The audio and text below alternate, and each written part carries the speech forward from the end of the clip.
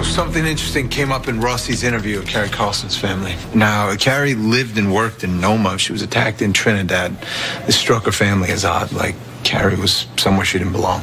Well, look, Carrie was a single, successful, career-oriented graphic designer. I mean, she could have been in that neighborhood to meet a client or a friend. What about the other two? First victim, Charles O'Neill, 40-year-old security guard, married, 2 kids, everything I've learned about him, super great guy. Yeah, the third victim, Park Ji-sung, married, 55. He was a line cook in Chinatown. Now, according to his wife, he was saving up to open his own restaurant. She's got diversity in age, race, and background. I mean, if they're surrogates, for what? Well, you said that Carrie Carlson was found in Trinidad, a neighborhood where she didn't belong. And that's actually kind of true for all 3 of our victims. All of them were found somewhere they wouldn't customarily be.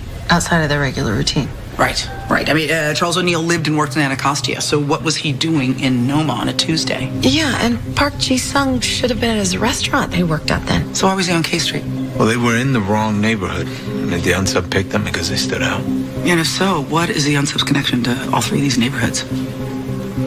All right, I just spoke to a neighbor who says that he saw Carrie Carlson being forced into a vehicle outside her apartment building. She was abducted? According to the neighbor, a man fitting the description of her unsub approached Carrie brandishing a weapon of some kind. Probably the machete. Yeah, he forced her into a white sedan and drove off. The neighbor didn't report the incident until he arrived at work, some 40 minutes later. Some neighbor.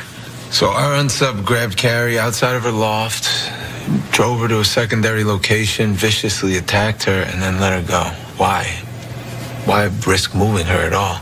Do you think they were all abducted? It's a good bet. It's like Reed said, the movements of this unsub, they're calculated.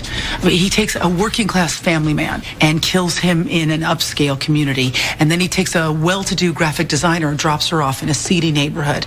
And finally, he takes a cook and lays him at the feet of rich lobbyists on K Street. This entire thing, this is about inequality. Right. Okay. I'm on it. Hey, hang on.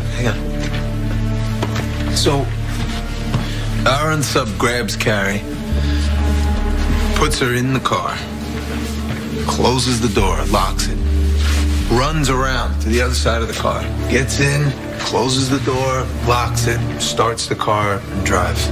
And all the while holding a machete on Carrie? And she doesn't fight back or make a run for it? That doesn't make sense. Unless...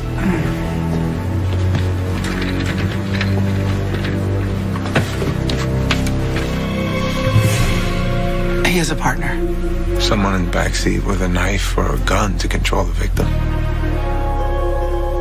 We're looking for a team.